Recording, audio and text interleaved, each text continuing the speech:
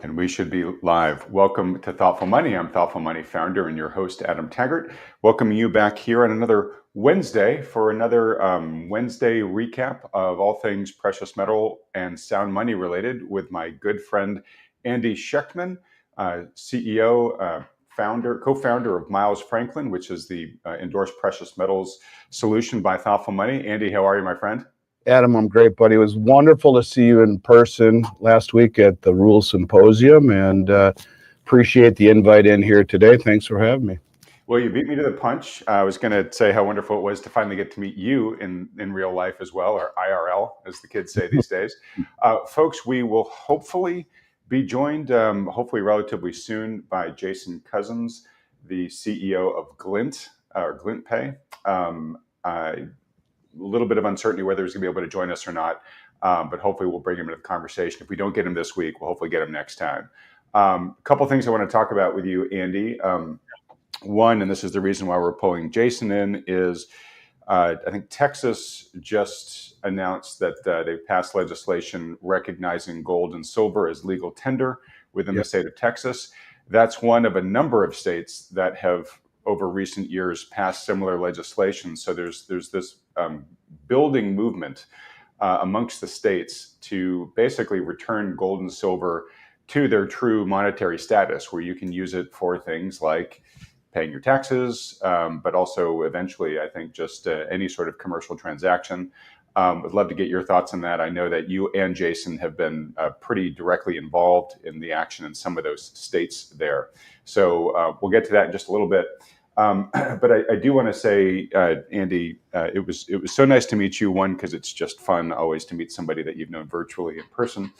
But two, you gave a really interesting presentation. I was kind of frustrated because I was the MC for the bullion panel, or the bullion session that you were speaking at, and my duties kept pulling me in and outside of the room, so I couldn't see your whole presentation, but I caught parts of it in the interim. And basically, what I took from you is you're saying, hey, look, the BRICS threat to the U.S. dollar is real and not to be dismissed, and you go through a whole bunch of reasons why. I don't think we have enough time to do that justice in today's conversation, but I wanted to flag it because if there's enough interest amongst the audience in that topic, and I'm going to guess there is, we'll find out in a second to see how people react in the live chat. Maybe the next time you come on, Andy, we can really do a deep dive into that. You can pull up your slides and everything and go through that presentation for folks. Yeah, I'd love to. Without getting into it, I've covered it to the tune of over 4,000 YouTube videos since 2019, and I will comfortably and confidently say I was, if not the first, certainly pretty darn close to the first one in America that was beating this with a stick over everyone's head. And the information that's come out as of late, in my mind, massively ignored and underestimated, might be the biggest news I've heard since I started covering it. And I think it's a mistake to not understand it, and certainly to underestimate it, I believe, is a huge mistake. So I would love to do that if there's enough demand. Color me interested if so. All right. And folks, if so, let us know in the live chat here, or if you're watching the replay in the comment section below. If demand's high enough, we'll try to do that next time Andy comes on. The other thing I wanted to say about how fun it was, Andy, getting to meet you in person, is you and I have gone back and forth a bit here on camera about how much we appreciate each other and have admired each other's work for a while. It was so nice to see how well respected you were, not just by the audience that was there, who I'm sure knows you from your internet presence, but really more from the other panelists on the bullion panel. These are guys who are running what some might say, competing companies. But one, there's just a nice camaraderie amongst you. But two, I was speaking while you were speaking, I was sitting with a fellow who was going to go up after you. And he just couldn't have said the nicest things about you. And then I learned you guys were going off to play golf afterwards. It really speaks a lot when your biggest competitors think so highly of you. So I just wanted to give you that public affirmation of that. Shout out to Rich Checkin of Asset Strategies, and he's been a very good friend, as has his uncle, Michael, who I've known for the better part of 25 years. We were both tied into the Swiss insurance industry through Swiss Investments, a company called BFI Consulting, going back almost 30 years. And They're very, very, very wonderful people. And you're right. There's enough business to go around, and it's better to. I go to these shows, Adam, largely for that reason, because it's the people within the ecosystem that I think they help. It helps a lot to not only have camaraderie, but to learn from other people, to solidify friendships with other people that are in the industry. Guys like yourself, guys like Rick Rule, guys like Rich Schectman, and many of the others. Of course, I like to talk to the customers and the clients and whatnot, but in my estimation, success comes through relationships, and it's added a tremendous amount to my success in forging those relationships over 35 years. I think it in many ways defines my success. So I appreciate you acknowledging that. And yeah, Rich Schectman and I did play golf, and he and his company are amongst the class of the industry. So I have no problem understanding and recognizing that's what good business is. All right. Well, look, one last thing before we get to the meat of the discussion today. I'm going to pull you up full on the screen here, Andy, to show your new studio. Miles Franklin has invested in a great new multimedia studio. I know you've got your media partner there, Michelle. Pronounce her last name for me. Michelle McCory. Many people will remember her from running Kitco's media presence, and we couldn't be more excited to partner with Michelle and have her run our new media division. In fact, her and I will be doing our first podcast later on this afternoon, but she will have a full very expansive slate of guests, hopefully yourself included, that will be very wide-ranging, that will be very open-minded, that will look at all three sides of the coin, not just the front or the back, but the edge too, and find where you fall into things somewhere on one of those three sides. So we're very, very, very excited to have Michelle, and thank you for acknowledging that. Oh, well, look, again, congratulations on that. I look forward to watching. I'm sure a lot of the audience does here too. If I'm fortunate enough to come on the show, I'll try to do right by you guys, Andy. Hey, good news, two things. One, as expected, a lot of interest in that BRICS presentation, so we'll make sure to schedule that, Andy. Secondly, we are now joined by Jason Cozens, so his timing is perfect here. Jason, how are you? I'm great, thank you very much. Hello, Jason. Thanks so much for joining us. Jason, I let the audience know that was very interested to have you join us today. One, because Glint's an interesting solution, and if we have time at the end, we'll talk a little bit about it. And at some point in one of these Wednesday sessions, I'll have you on by yourself, and we'll do a real deep dive into the Glint and the whole Glint Pay ecosystem. But the topic I was most interested in talking about is the growing movement that we're seeing across a number of U.S. states in passing new legislation that recognizes gold and silver as legal tender, as currency, and really kind of bringing precious metals back to their true monetary role. And I know that you've been directly involved in that in several of those states, as has Andy. So I thought it would be fun to really just sort of hear from the trenches from you guys in terms of what's driving this? Why is this a building movement for sound money? I think most of my viewers here are excited to know that this is going on, probably hoping that their state, might follow suit. And I'm very curious to hear where you guys think this ends up for gold and silver. Does this actually change things at a federal level at some point here?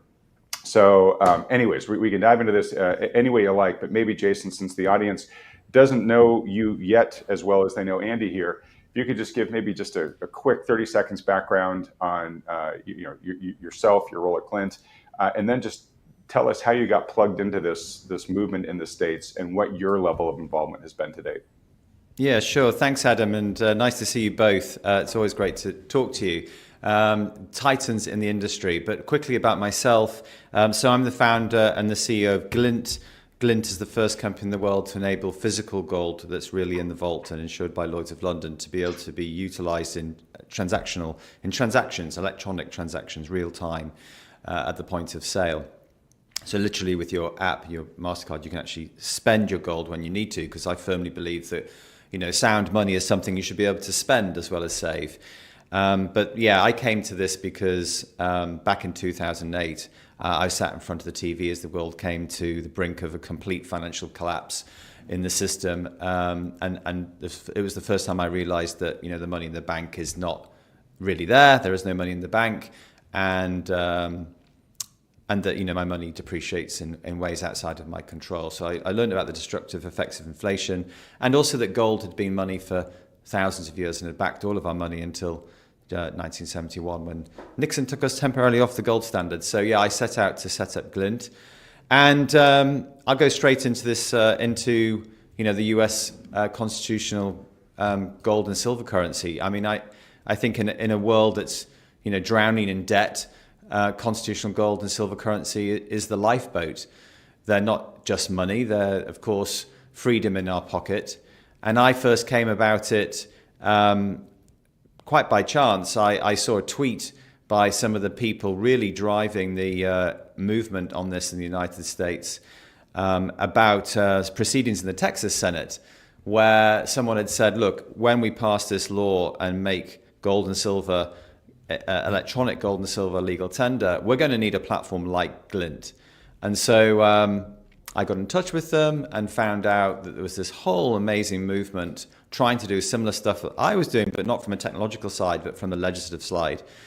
And I found out that there actually, I think at the time, this was about a year and a half ago, 2 years ago, I think there were about 6 states that I knew of at the time that were interested in this. And as time's gone on, it's grown to 22 states. So half the union is either legislating, working on, considering or drafting, or in fact have passed or even signed into law legislation that makes gold and silver bullion that it can participate in electronic payments legal tender.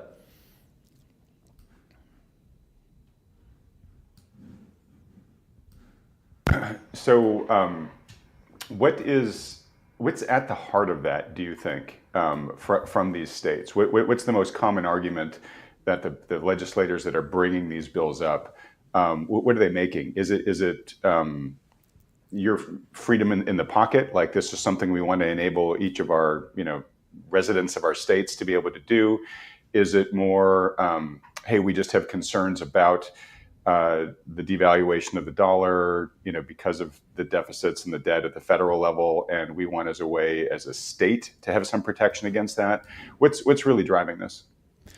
Well, I think all of those things, but the two ones that really stand out, or two or three, is $37 trillion worth of debt, which you talk about a lot, of course, as Andy talks about as well, not including even the unfunded liabilities like Medicare and Social Security. I mean, that's extra. That itself, I think, was declared by the U.S. Senate as being a matter of national security. So, if it's an issue for the Senate of the United States of America and they declare it a matter of national security, it certainly is a matter of state security, the problem around that debt. But then what do they do about it? A lot of that's out of their control because, of course, this is at the federal level. The next thing, of course, is the destructive effects of inflation that I mentioned as one of the reasons I got into Glint in the first place. And it's absolutely, shocking that people's hard-earned money has this stealth tax, which is predominantly caused, in our view, by significant money printing at the federal level. I think 20% of all US dollars in existence, as you know, were printed in COVID, in 1 year during COVID alone. And of course, that dilutes the purchasing power of money. There are other things. I think there are some states that are worried about federal overreach. But what can they do about any of this stuff? A lot of it surrounds and centers on the money and the nature of money. And on the face of it, many people might think, well, there's not much that these states can do, is there? But actually there is. And some people called it the hidden solution in the Constitution, but actually it's standing out pretty clearly in Article 1, Section 10, Clause 1 of the US Constitution, which actually forbids any state to make anything a currency except gold and silver. So this is a right that is already with the states. The states don't have to go and try and get this right. They have this right. And they think, well, okay, let's just bring sound money choice to people to allow them to save in gold and silver and not be and not have the destructive effects of inflation, and not have to worry about not as much anyway the national debt.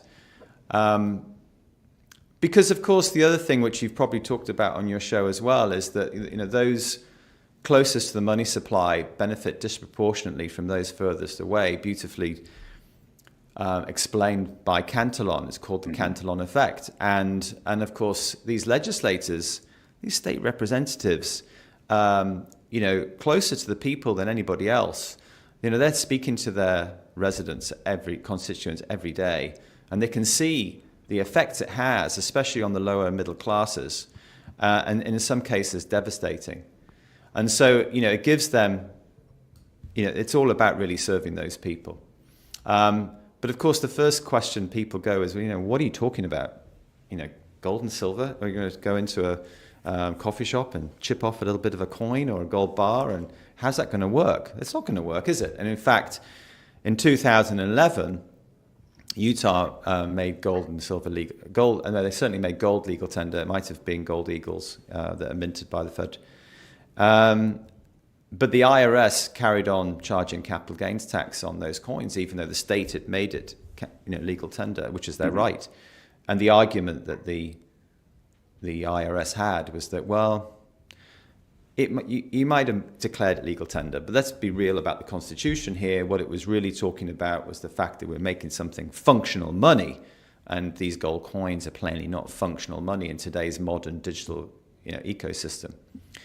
So I think when I met the people, incredible people at the Pirate Money book that was written by Kevin Freeman, which kind of explains all of this and was a great tool for legislators and people to understand how this might work, and his colleagues at the Economic War Room, who went tirelessly state by state, legislator by legislator, galvanizing grassroots activism. I mean, it was quite incredible to witness, a real privilege for me.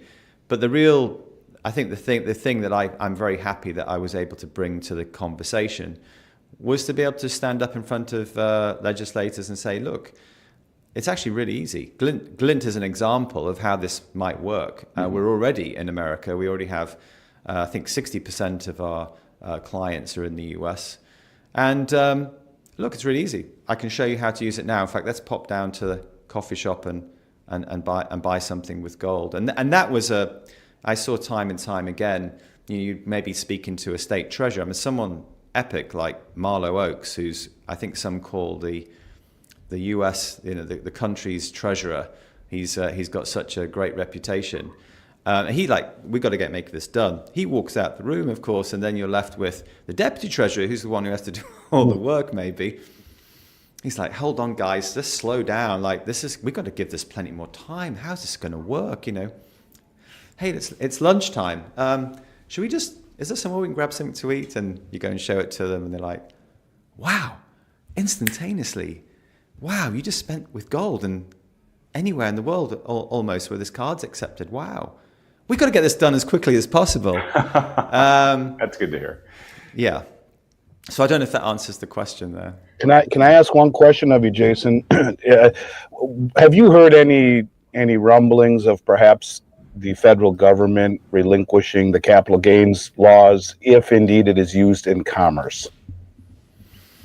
Look, I think there's three. The Economic War Room guys came up with 3 T's, they called it, so it's easy for us all to remember, about what the benefits of the state are giving this movement, and why should the state get involved anyway? Because, well, something like Glint already exists. Well, those 3 T's are trust, taking, and taxes. So quickly on the first 2, you can imagine that like in Florida, you've got the legislation tasks the Florida Office of Financial Regulation to create rules around this legislation. We're going to go dive into the detail, and they're the ones that are going to be overseeing this. And that includes things like they're going to make sure the companies and the platforms running these electronic systems are of good standing, that they're auditing the gold, making sure it's definitely in the vault, all of that kind of stuff. And so that's going to build a lot of trust. And the second thing is taking, of course. we know, but not necessarily everybody listening to this video will know, that actually owning gold between the 1930s and 1970s was illegal for individuals. And so that was something that was set by the national federal government. So they can protect, because this is a state initiative, they can protect against that taking. And the last one, Andy, comes to your point about, well, this is effectively an authorized currency of the United States of America, albeit state ordained, which is possible because you have this wonderful system where, you know, the states can keep the federal government in check and vice versa. Well, that's certainly how the balancing is supposed to be. It seems to have been designed by the founders, and sometimes that gets out of kilter. And here we have the state doing that, and so they can stop the taking, but they can also they're coming in and saying, well, look, we're making this legal tender, we're making this currency, and by all accounts, then the IRS should have no choice to be able to let capital gains tax drop away. And certainly in Utah, where you had, for instance, the former vice chairman of the Federal Reserve on the committee studying this on behalf of Treasurer Oaks. I mean, you can't get anyone higher in the country than that, maybe, when it comes to what might happen. He was very positive in saying, you know, people should have the choice to be able to save without having the destructive effects of inflation hitting them or unfair tax that comes from that inflation. And why shouldn't they be able to do that and they still be able to spend in dollars? Because the dollar is still the main medium of exchange on the planet, and they certainly believe it's going to be like that for a very long time. As to its capabilities or its power and being able to store a value, maybe that's what's driving some of this activity. But it's going to have to happen in one of a few different ways. There are obviously processes that back all of these tax systems. The IRS could declare themselves that because of this legislation being passed, that they see that they were going to drop capital gains tax. That is possible. Anything's possible under this administration, I think. I think the other idea is that, you know, Congress could decide to make an amend, and that might come through, you know, different ways. I think there's a few different ways, but I think one of them could be the president as an executive order. We don't know exactly how that might play out, but the point is that the pathway is now laid very clearly for the IRS to be able to drop capital gains tax, because it is the most immoral tax in our view, and a lot of the proponents of this bill. Let me ask you this. This may be a very naive question, but I want to ask it in case other people have it in their heads too. Yeah. Which is, Jason, if I wanted to, and I think most people, based on their comments in the chat here, would not want to do this, but just as an exercise, if I wanted to pay my federal taxes with gold today, would the government accept it? So federal taxes, I don't think so. I mean, the states don't have any power over the federal government. And I think one of the practical issues is that, of course, whether you're paying taxes at government or state level, there's whole IT systems and stuff that back all of those, all those payment systems behind the scenes there. And to be able to drop legislation on people and then say you've got to suddenly start accepting gold and silver in payment of your taxes, it's just going to clog things up and stop things. We all know how sometimes when things are done by the government, they're not exactly done in the fastest and most efficient way. What?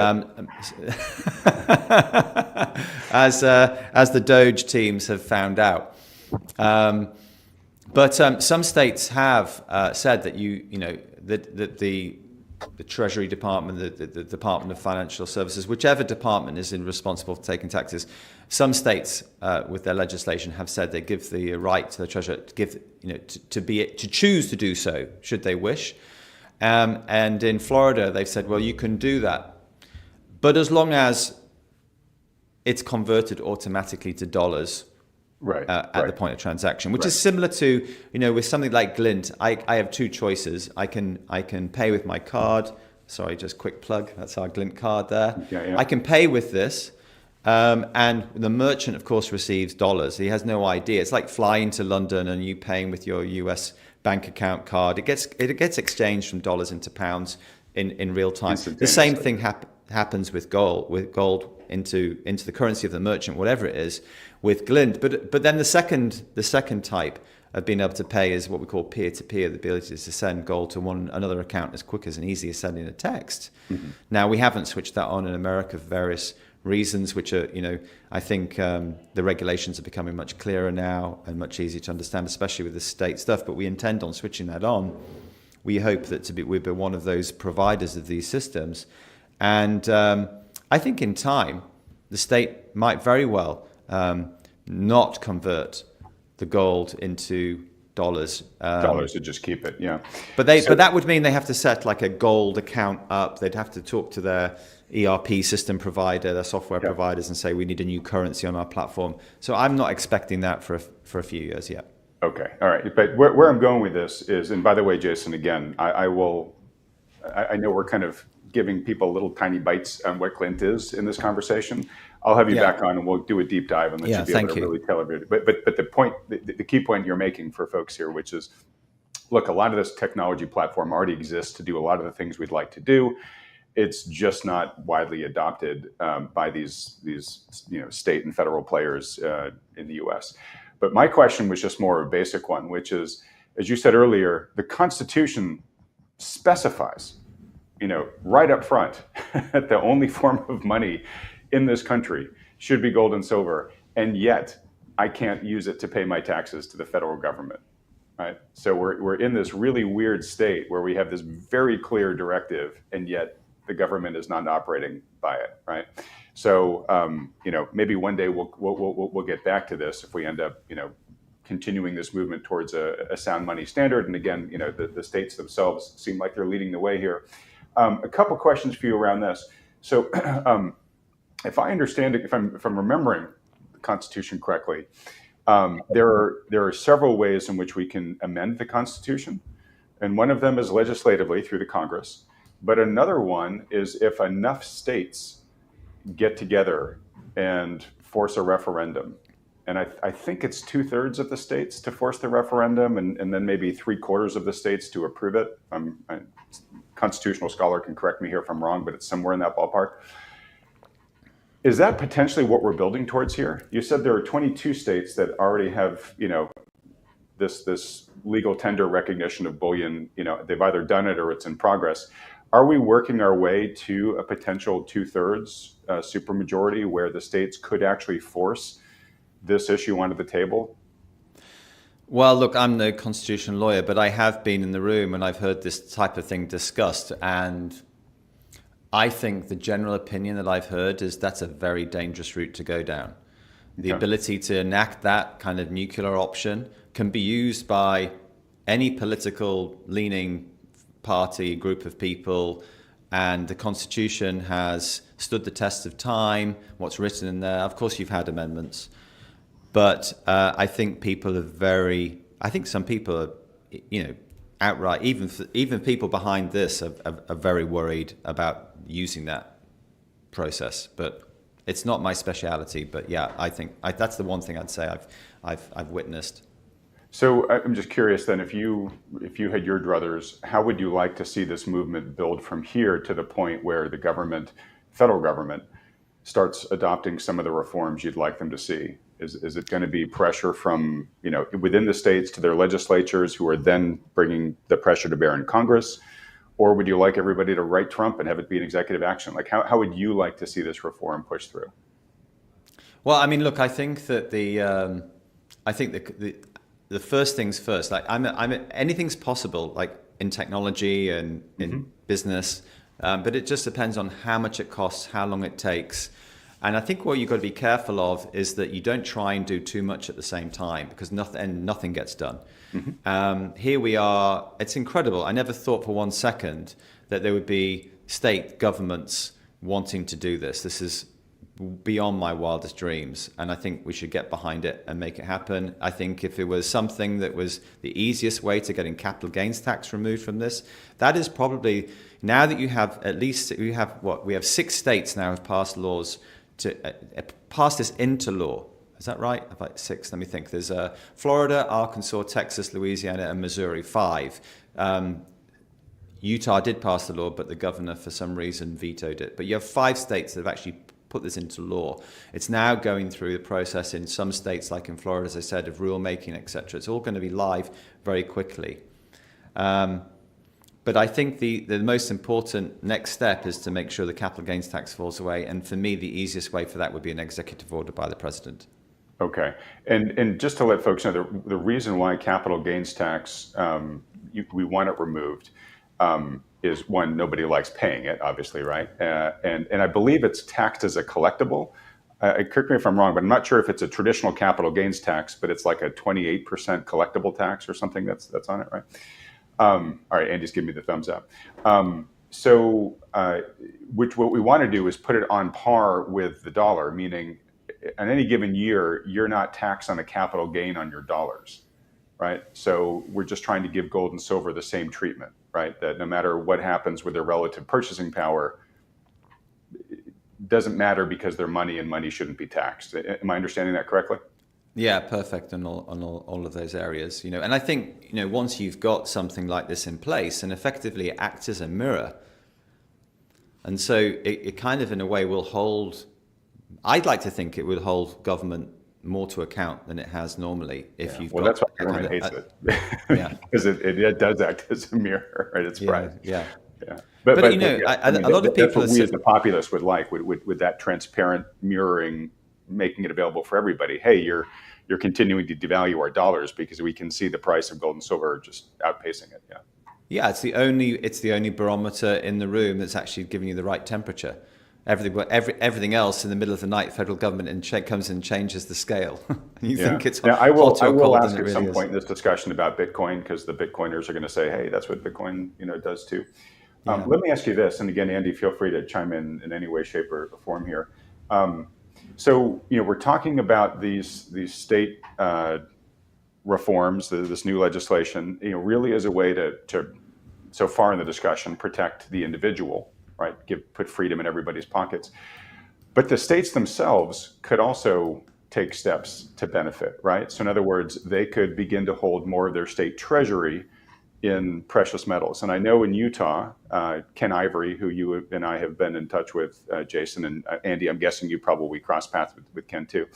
I know he's pushed for that, and I think they even passed some legislation that the state's rainy day fund is some percentage of that is able to now be invested in gold and silver. So, we may see more of that happening in states, right?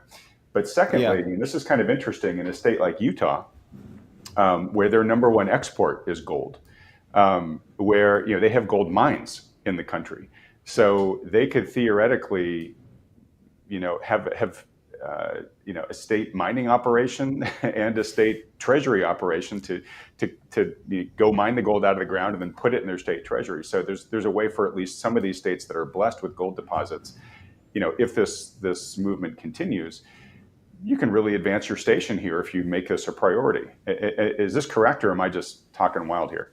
No, you're not. And Utah actually, I think, was probably the most advanced in terms of the plans that legislators like Ken Ivory are putting forward and that the Treasurer was supporting.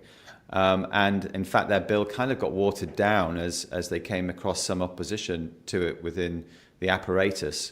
And you're right, they've got some great mines in Utah that are producing gold. They've even got their own LBMA refinery there, the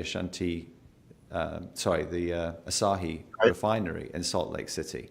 So they've got the whole ecosystem. They've got it being birthed through the mining process. They've got the refining process for making it, the same standard as all tradable gold on the planet. They've got a vault there. So they've got for instance, there's a Brinks gold vault there, one of only, I think, 4 in the US. There's one in Miami with Andy, I know, uses, and I think he uses the Salt Lake City one. Don't you use that, right? He does, yeah. For your clients. So they've got everything. And so they've been talking about all kinds of things. As you said, they've actually bought up to now $100 million worth of gold for their state reserves. They are the first state in America to actually hold gold in the reserves. And sorry to interrupt, Jason, but over what period of time? Is that relatively recently they've added, or they put 100 million in? Yeah, so you were, I think, testifying there with them. The bill was passed. This is last year's bill, which instructed the Treasury Department to form a committee to study transactional gold, but also said the Treasury has the right to buy gold for some of the rainy day funds. And actually, Glint was very fortunate to be chosen as the company to be able to provide that gold to the state. And we did that with over about, I don't know the exact time, but about 6 months. And they still have some firepower in their ability to buy some more, I think. So hopefully that's a model for other states. I mean, it's pretty crazy that individuals, businesses, and the federal government are all buying gold, but the state wasn't allowed to. And I think we'll see more states, and I know of more states wanting to do the same thing. But actually, Ken Ivory is such an innovative man. He's talking to Judy Shelton, which I think certainly Andy knows, and maybe both of you know. They're talking about all kinds of things like gold-based bonds and stuff. That's maybe more your area than mine, but paying taxes in gold, all of this kind of stuff. They were all going for it all. And I think the governor was just worried about the technical implementation of this and was it possible? But of course, the committee looked into that and know that it is. Right. So just want to give another shout out to Ken. Ken has been at this since I've known him, which has been at least 15 years. So he's one of these guys who's really been carrying water for a long time and just, a bulldog on this, just refusing to give this up. And it's been crazy to see how hard it has been and challenging for him to do this in probably one of the states that's most open to this idea. And there's still lots of obstacles, as you've just mentioned. And maybe just ask you to guess on this, Jason. You say it runs into opposition, right? Even opposition of the state owning precious metals. Like, who would be against their state owning some precious metals? What would the oppositional argument be there? Like, why shouldn't we do this, even as just a diversification standpoint? So the good news is I've seen where it's done well, bipartisan support for this, which has been phenomenal, often unanimous, which is extraordinary. I don't think it's ever happened, that type of thing, unanimous support for legislators for this. But there is resistance, and people like Ken Ivory, as you say, big shout out to him. And he works tirelessly. They hardly get paid anything for the work they do as being state representatives. And yet I've seen literally through their blood and their sweat trying to work on things which they believe and their constituents believe, things that need to get done. But I mean, I think ignorance is one of them, and that was one of the first things. People wondering, are you talking about people going in to pay at a Starbucks with gold bars and coins? And are you going to force the coffee shop in Salt Lake City or in Miami to accept gold coins and silver? And is this going to cost the business more? All this type of stuff. And of course, it just runs straight away into a lot of, mud and clogs the progress down. So that for me is kind of innocent and ignorance, which is something you can deal with through education, and I was pleased to be able to help with that in that area. But sometimes, unfortunately, politics is a difficult world, and I saw in one state, where there was some horse trading going on. Well, I'm trying to get my bill across the line, and were you going to support mine? Yeah. Or you didn't vote for my last bill. Are you going to vote? Why should I vote for yours? And you're looking a bit big for your boots, and I think I need to knock you down a peg. All that kind of human politics stuff, which is the ugly side of politics, of course, gets in the way. But you know what? The people have spoken. They want this. I think in some states it became definitely in the top 10 most wanted to be discussed legislative issue. Popular movements. Okay. This is where people have the power, and you should use it. Okay. And where I was going with the question was, I get ignorance, I get politics as usual. I was curious if, especially for things like, should the state treasury just own some, right? Which isn't as logistically hard as, okay, we're pushing this on coffee shops, right? Is there any opposition there that's kind of like deep statey or swampy, where it's like, hey, this guy's pushing back because, perhaps somebody in Washington is leaning on him saying, hey, we don't want this to come up to the federal level, so we're trying to kill it here? No, I haven't seen that. But actually, you did remind me, the banks in some areas, in some states, the bankers were sending lobbyists in to try and kill the bills. And I don't know if that was swampy, deep state, but I mean, they came in pretty hard. And they definitely killed it in some states. They'd say things like, this is unconstitutional, this is against the law. You know, if you're a bureaucrat, you're going to go to jail. And this is crazy. And even when I try, you know, I think when people try to engage with them on a, well, let's try and get to the root of why you're trying to deal with this. Are you worried about deposits leaving your bank accounts? Is that one of the issues? Well, you need to understand two things. People have either moving their money out anyway. You know, they are already moving money out of your bank accounts to buy gold. I forget, I get these two numbers mixed up, but I think it's something like 36% or 48% of all Americans have already bought gold, and another 36% are considering buy it. There was a Gallup poll on this.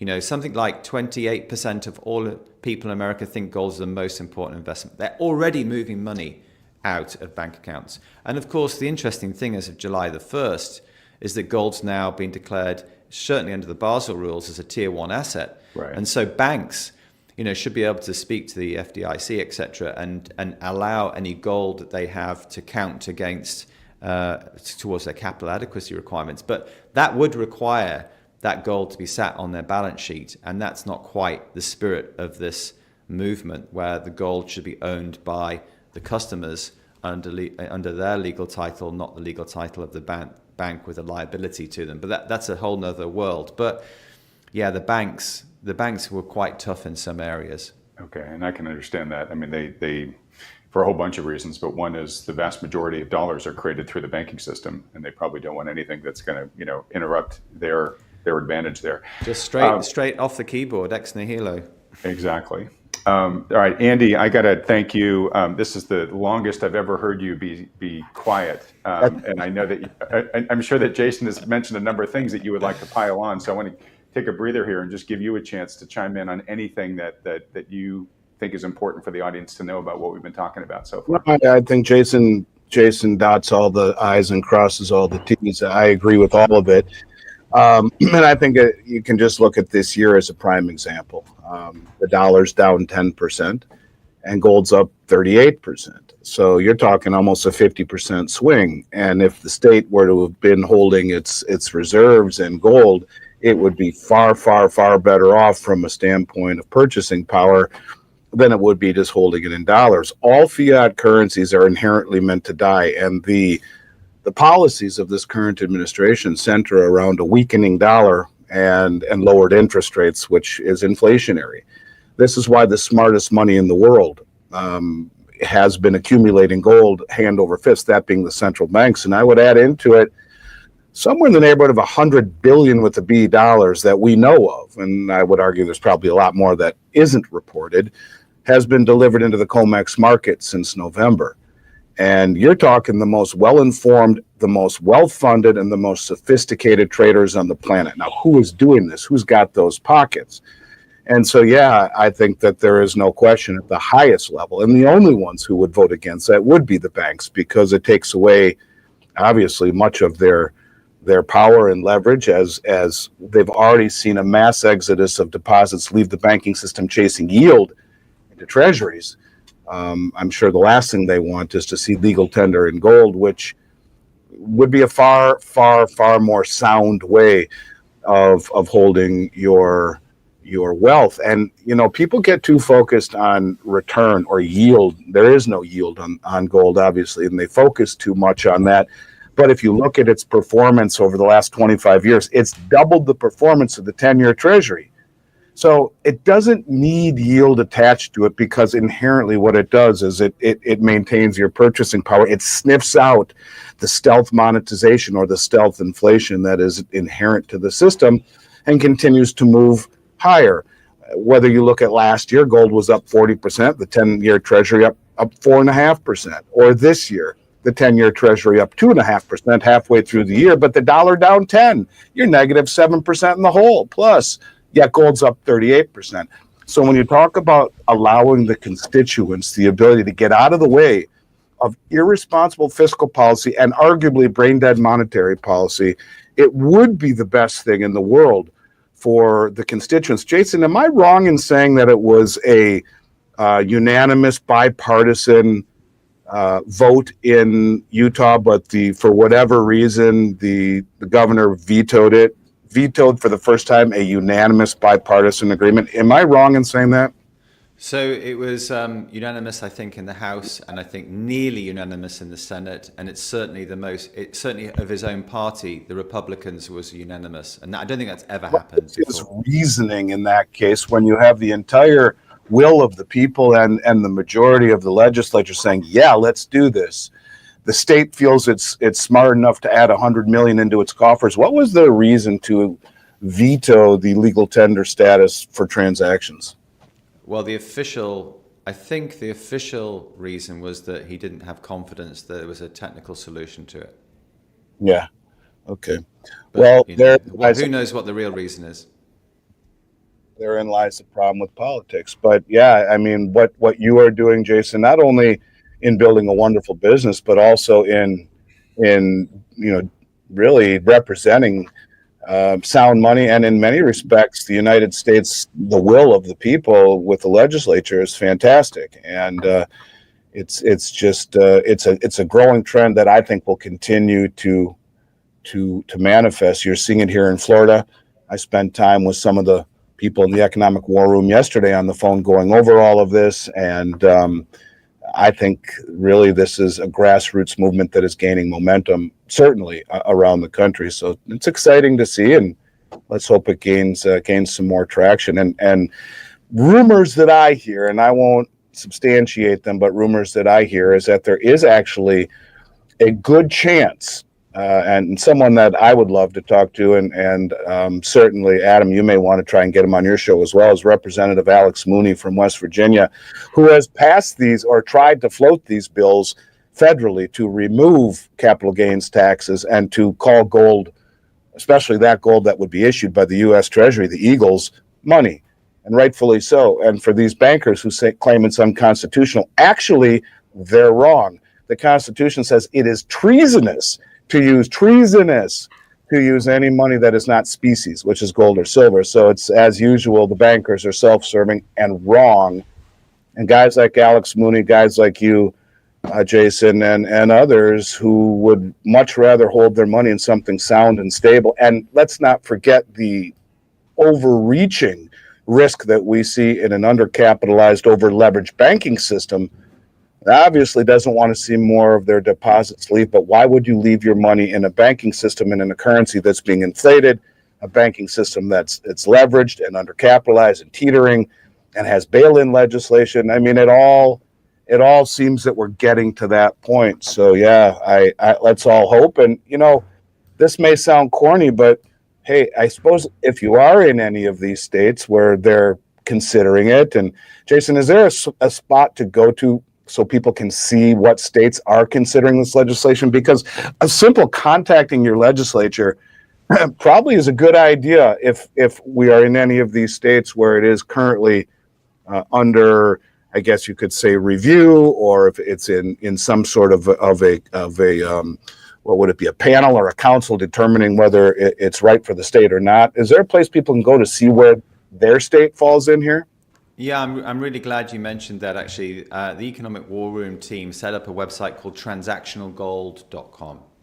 That's transactionalgold.com. And it's very important, even in the states that have passed the legislation, that people get in touch with legislators and voice their support. I mean, for instance, in Texas, they didn't instruct the financial department to make this so, which is what they did in other states. In Texas, they have said that the comptroller, as they call them in Texas, has the right to be able to do this. And at the moment, there's a new candidate race that's just started because there's an outgoing comptroller of the currency in Texas. And so, I know that there are, I think, at least one candidate that's running his, ticket, so to speak, in wanting to support this. That's Don Huffines, I think he's endorsed by Ron Paul. But hopefully all the candidates will see that this was, as you say, a near, if not near unanimous supported bill and will want to get behind it. But in Texas, it's up to the comptroller to make sure this happens. So please get behind that. And as you say, in other states, the race is still on. In some states, I think it's Ohio, for instance, I think the legislative process is still underway this year. Hey, Jason, did I get the URL right there for transactional gold? I've got scrolling across the bottom of the screen. Yeah, that's right. That's it. All right, folks. So if you're interested in that, go look at that. Maybe send it to your elected officials in your state and say, hey, we want to be part of this movement here. Jason, two questions for you here. One, one man's opinion, I'm skeptical. In other words, the banking system doesn't want this movement to succeed, likely for the reasons we've talked about. The banking system, hugely influential, hugely intertwined with DC, right? So it is kind of hard to imagine the banking system willingly saying, hey, yeah, let's let this happen, and let's have to live under the constraints that the system's going to place on us. Same thing for Congress, right? Congress people love the fact that fiat currency has removed the discipline that a gold standard once placed on our elected officials, and that budgets and deficits don't really matter because you can just continue to have the Fed invent more money out of thin air and finance the government, buy the government's debt if need be. So I do feel sort of like this is not something that's going to be like proactively pursued by the power structure. But we could definitely get to a point where there's enough grassroots opposition where we can force something about this, or probably more likely there's a currency crisis, right? And it cracks open the opportunity to look at this and say, whoa, wait a minute, we got to do something different, right? It's getting forced on the system. And what I value, just to echo what Andy was saying about you, what I really value about companies like yours, Winston Churchill had a great quote where he said, in a time of crisis, the option set that gets considered are the things that are already on the table, right? When you're in the threat of a crisis, you don't usually say, well, let's try something that's never been tried before.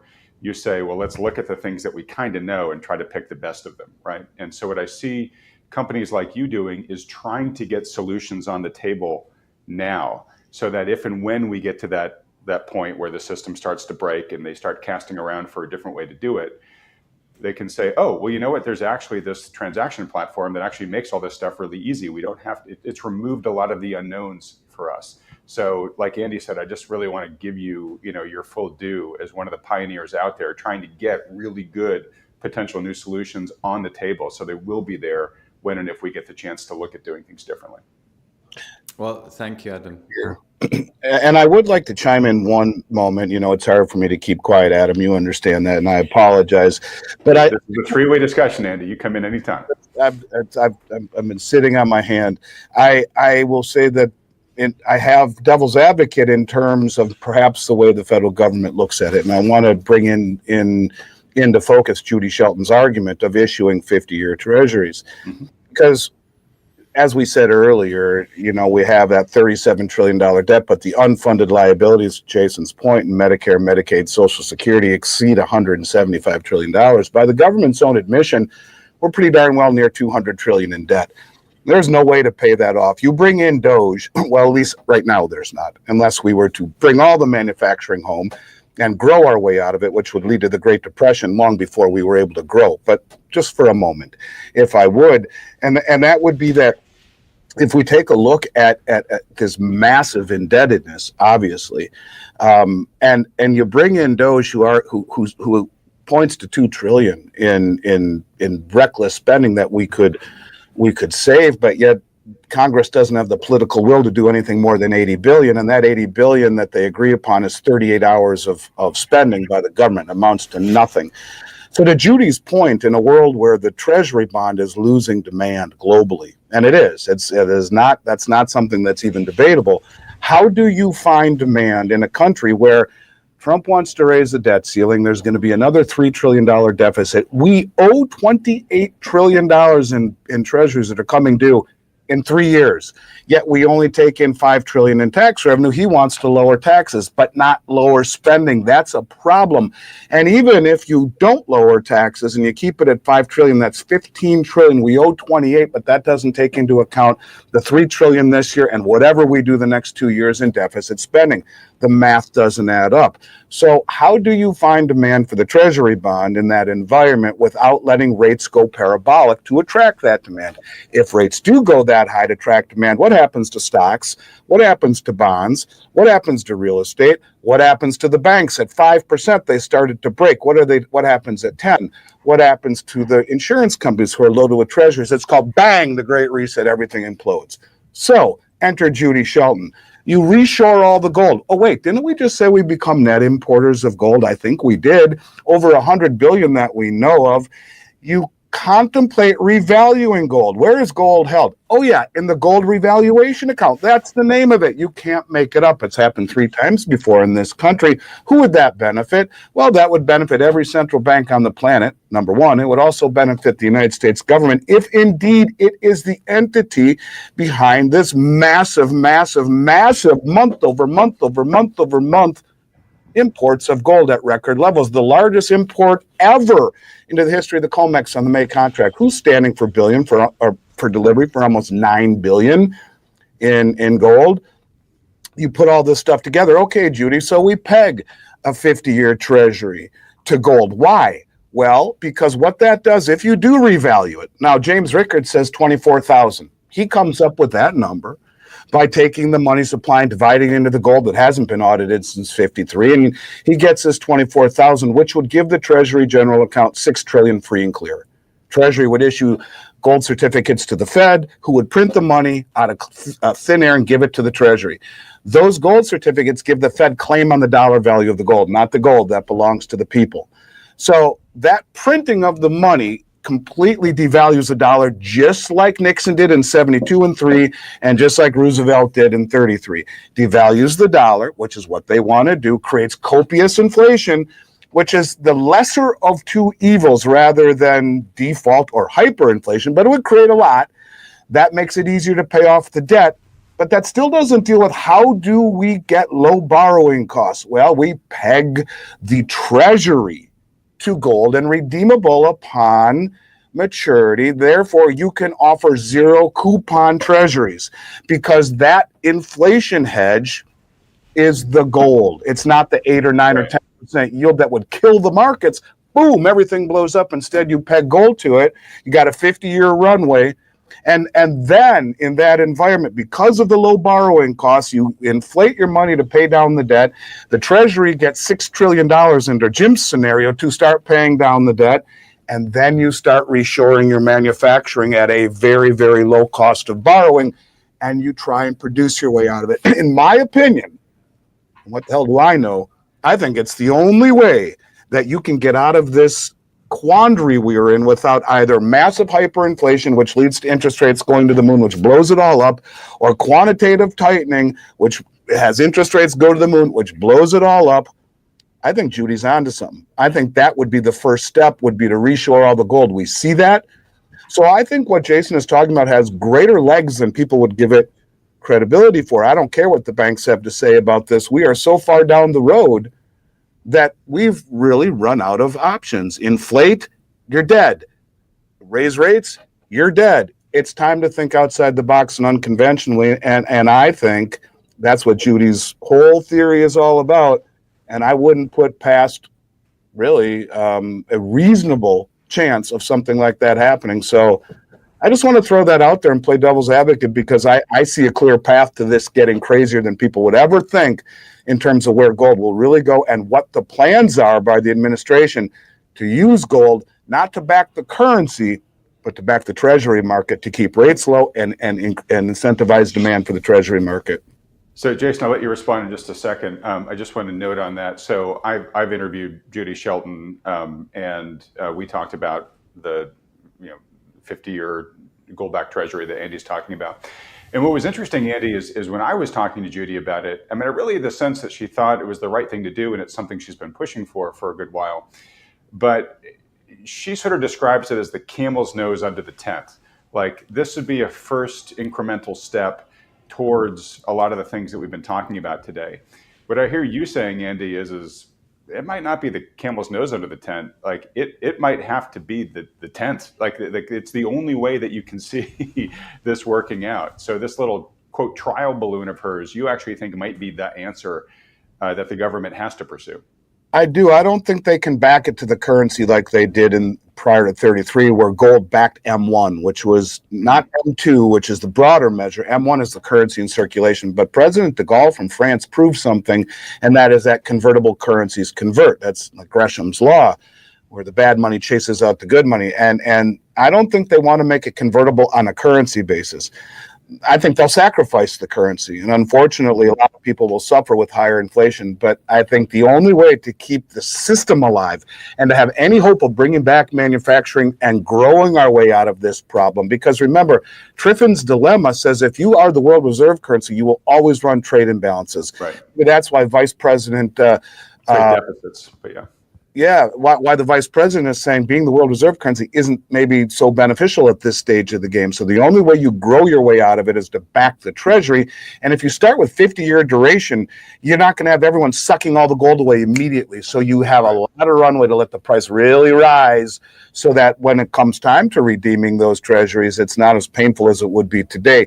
To me, it's the only pathway to keep United States hegemony and supremacy.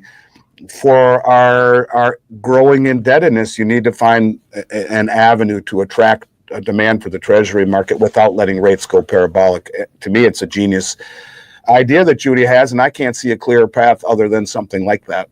All right. And Jason, I'll let you go here just real quick. I want to let folks know that I'll be interviewing Judy at some point next month, but more importantly, she's going to be a featured speaker at the Thoughtful Money Fall Online Conference, which is going to be Saturday, October 18th. So note your calendars for that, folks, and we'll have more details on that as we get closer.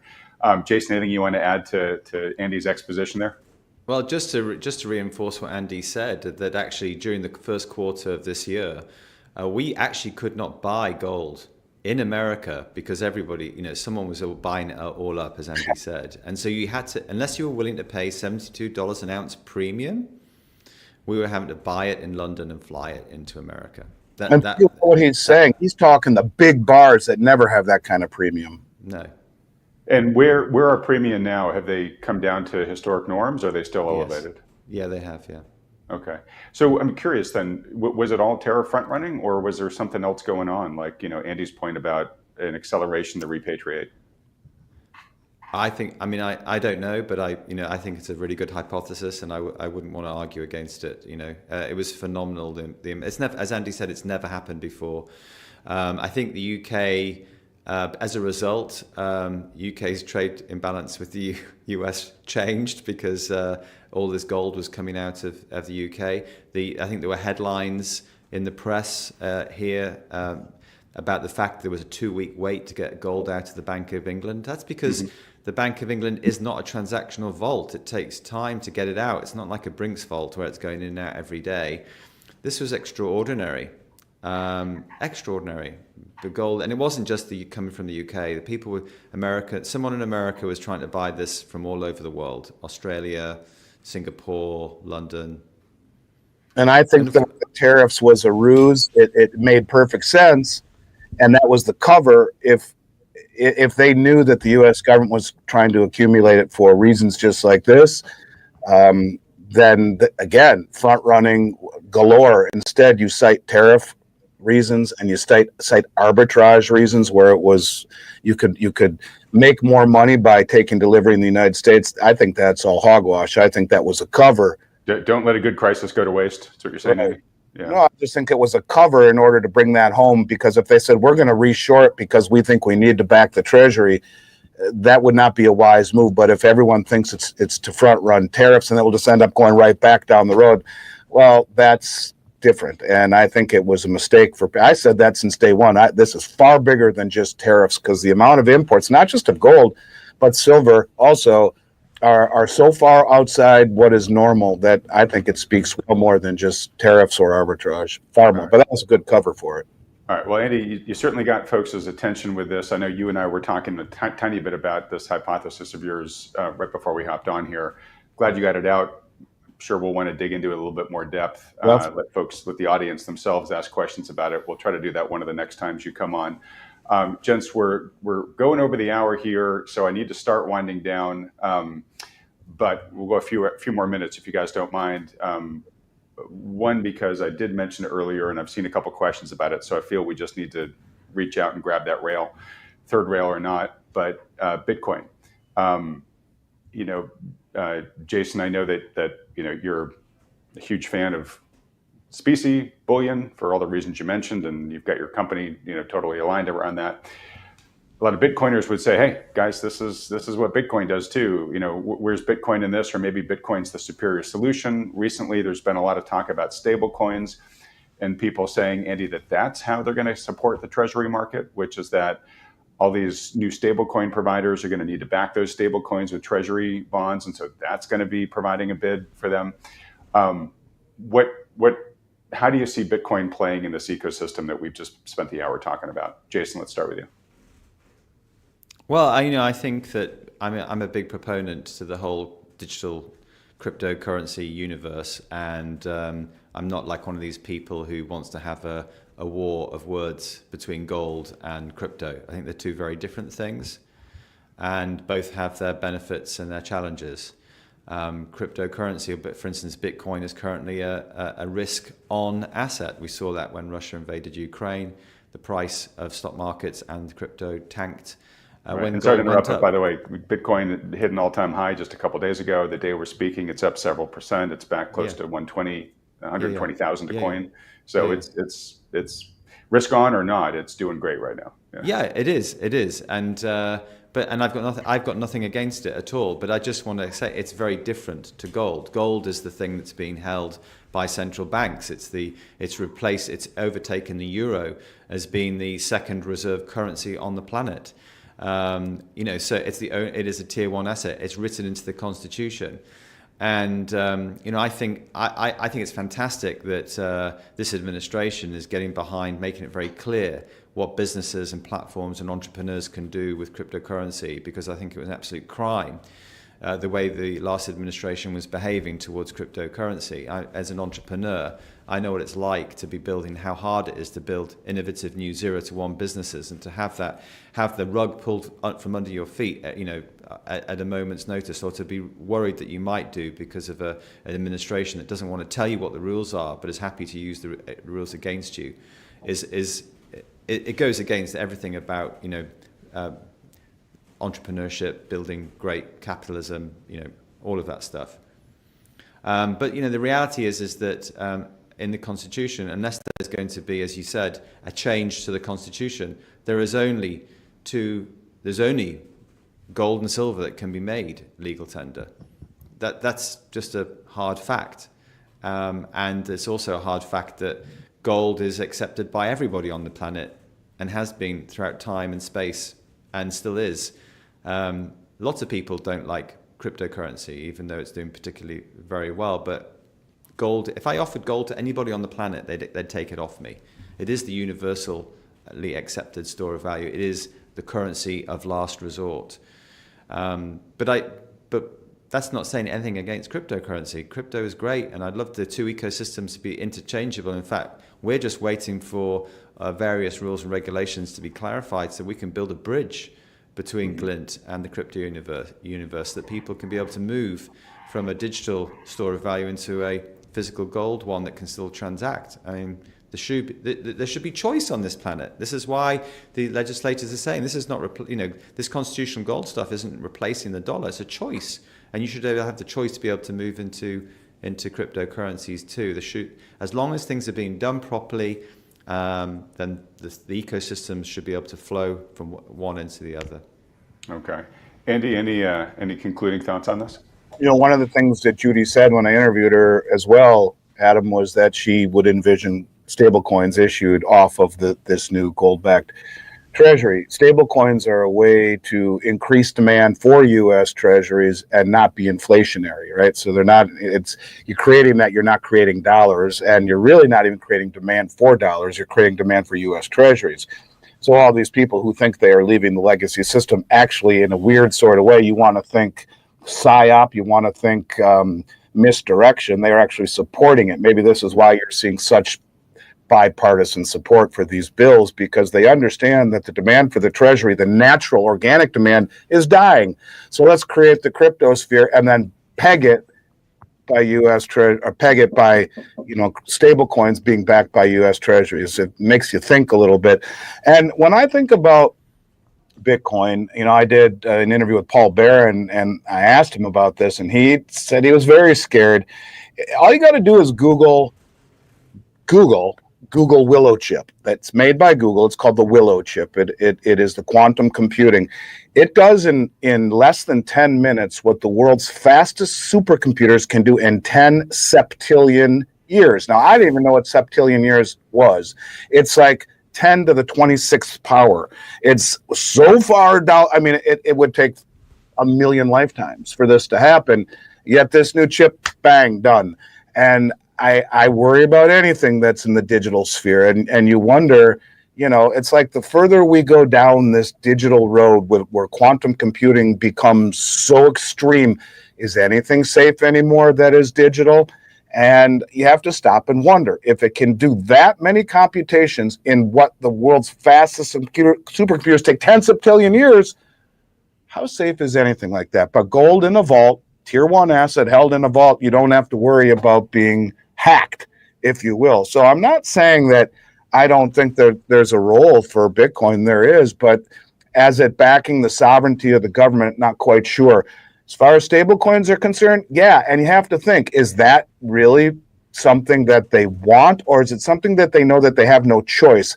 How do you find demand for U.S. Treasuries? Well, you back it by gold and you issue stable coins, because you're losing organic demand.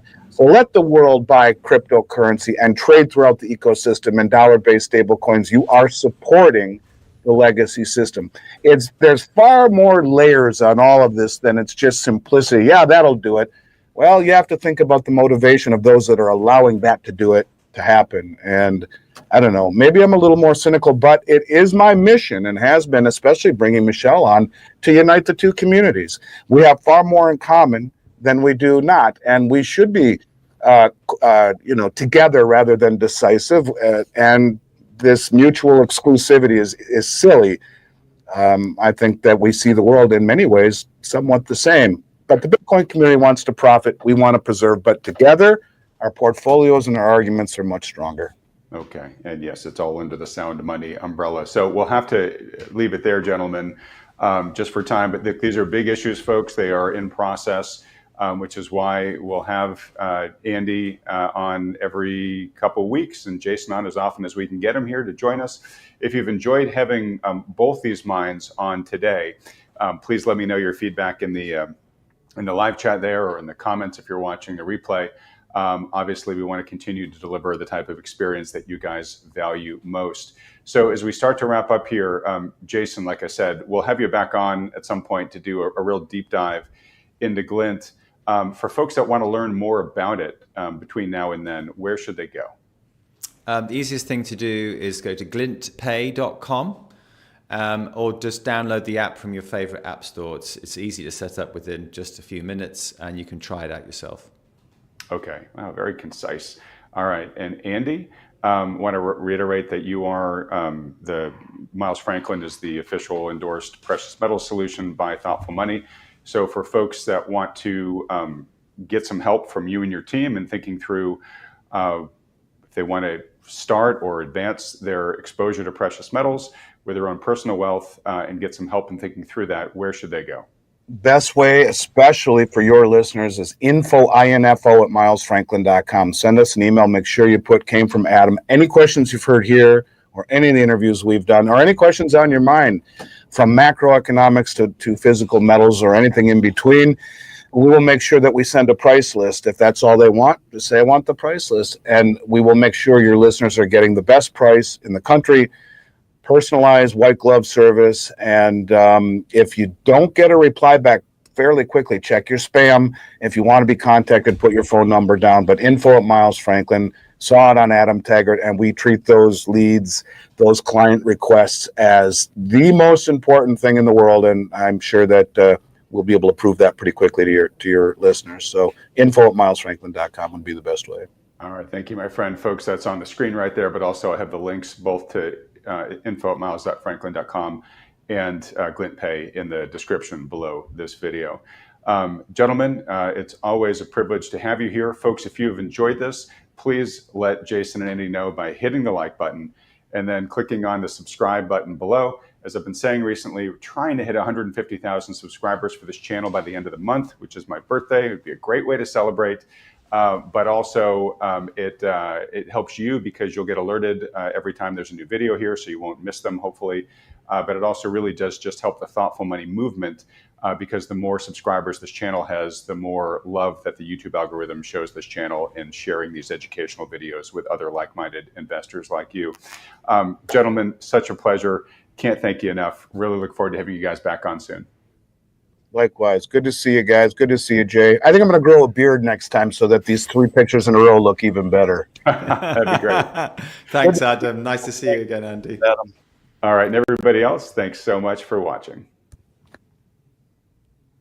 We're right at the end game. It could happen any month. It could happen in gold. It could happen in silver. I've always thought that it would happen in silver just because it's such a small market. Yeah, it's clearly a breakout. I would think silver is going to go at least to 50 and test that. I don't think longer term 50 is going to hold. I mean, we're going to go above 50, and then who knows what kind of numbers.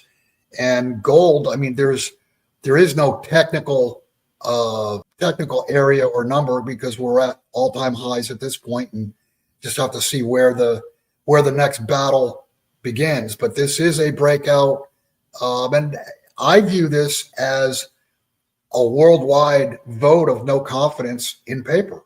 Even if we got to 45, 50 to 1, half of what the ratio is now, you'd be looking at what, $175 an ounce with gold at 3,500. Yeah. If you got to 50 to 1. Bill Holter warns that we're already at the end game, and a failure to deliver could happen any month in gold, silver, or even other commodities. And because silver is such a small market, a failure to deliver event could happen at any time. This move in gold and silver looks like a true breakout, signaling a global loss of confidence in paper assets. Silver seems destined to test $50 soon, but longer term it's likely to push well beyond that level. With gold already in uncharted territory, there are no technical ceilings, only the next battle lines ahead.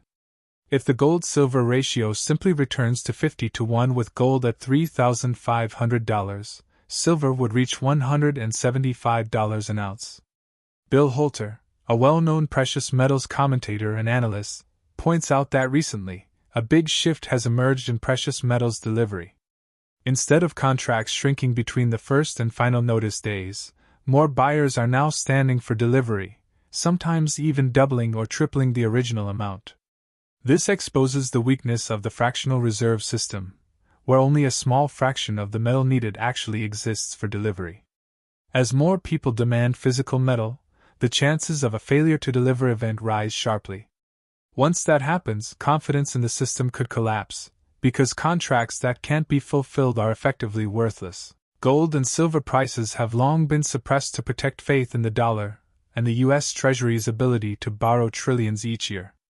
By keeping gold down, authorities maintained the illusion that the dollar was strong. But that strategy is unraveling as major sovereigns are selling U.S. treasuries and shifting into physical gold and silver. This move reflects a deeper recognition. According to Bill Holter, once confidence in paper assets breaks, demand will rush toward tangible value, and the system will struggle to contain it. As we present clips from the video, please like this video, subscribe to our channel, and turn on the notification bell to stay instantly notified every time we upload a new video. Thanks for the support, and enjoy the video. Right, it'll create more demand. And along with creating demand, not just paper demand, you're going to have more and more people buy contracts and then immediately stand for delivery. As a matter of fact, for the last 2 or 3 years now, it used to be, and I'll use silver as an example, it used to be that there were X amount of contracts standing for delivery on first notice day. And then by the time delivery day came, final notice day, the amount of contracts outstanding would have dwindled by 50% or more. Over the last 2 or 3 years, what has happened is you get X amount of contracts on first notice day, and then by the time of the last day, final notice comes, there's more contracts outstanding, and in some cases, there's more than double or triple the amount of contracts that were standing the first day. So you have buyers that have been coming in and immediately standing for delivery, and that's the Achilles heel to the fractional reserve system. I mean, there's no question. I mean, even the powers that be will admit, yes, it's a fractional reserve system. We really only have 5% or 10% of the metal or whatever it is available for delivery because not everybody stands for delivery. Well, we're at the point now where there's more and more understanding that because it's fractional reserve in nature, it will ultimately fail to deliver. And again, the psychology of human beings, when they're told they can't have something or they might not be able to have something, they want it even more. And it's going to cause a stampede of contracts standing for delivery, and that'll be your failure to deliver, which blows up the entire system, by the way. Because if you've got all these contracts that are actually worth zero because they cannot perform, it breaks confidence. And the reason, let me back up a little bit. The reason gold and of course silver too, silver has been suppressed because they didn't want the fuse on gold lit. And they don't want the fuse on gold lit because if you've got $25,000, $50,000, $100,000+ per ounce for gold, that shows no confidence or a lack of confidence in the paper. On the other side of that, their confidence is absolutely needed in order for the U.S. Treasury to borrow the ridiculous sums that we've been borrowing. I mean, we have to borrow $2 trillion a year just to balance the books, just to keep the system afloat. So they suppress price of gold and they'd whack it. I mean, you remember, go back, 10 years ago, 15, even 20, 25 years ago, gold would start to pop its head up and they'd whack it, 1, 2, 3%, which back then when gold was $300, $400, a $10 move in gold was huge. And it was demoralizing to see all of a sudden gold was going higher and boom, they smashed it. Well, the reason they smashed it was because they want to be able to point at the price of gold and say, see, gold bad, dollar good. And that allowed the confidence for the rest of the world to buy treasuries and fund the U.S. deficit. At this point, that's starting to unravel because you're seeing some very big sovereigns liquidating U.S. treasuries and turning around and replacing that with either gold or silver. Bill Holter explains that gold's rise over the decades isn't just about a bull market. It reflects the steady decline of paper currencies since the U.S. left the gold standard. The dollar index may look stable against other fiat currencies, but the real measure is against gold and silver, and in that sense the dollar has been steadily losing value. Authorities have even considered gold revaluations in the past to reflate debt-heavy systems, highlighting the constant need to fight deflation with inflation. Today, as debt burdens balloon, the same pressure is building again. Governments must inflate or die. At the same time, silver stands out as the most undervalued asset. Historically, silver traded around a 15 to 16 to 1 ratio to gold, close to its natural supply ratio of about 10 to 1. Yet today the ratio sits near 85 to 1, even spiking to 120 to 1 in recent years. This massive gap signals extreme undervaluation, with silver priced far below its historical and natural balance. Bill Holter summarizes all the above discussion by highlighting that combined with its essential uses in industry, medicine, and technology, silver's position today suggests enormous upside potential once the market corrects. I mean, this has been going on. It's been going on and on and on. I mean, we've had a bull market, if you will, in gold. But the reality is it's been a bear market. It's been a diluting market in the dollar and other currencies ever since we went off the gold standard. I would think if the dollar should be bouncing and bouncing pretty hard right now, it's not. And what won't go up must go down. So I think there's another leg down. But again, I don't think the DXY is really a good index to look at because you're looking at dollars versus other paper currencies, the euro, the yen. The true measure is versus gold and silver.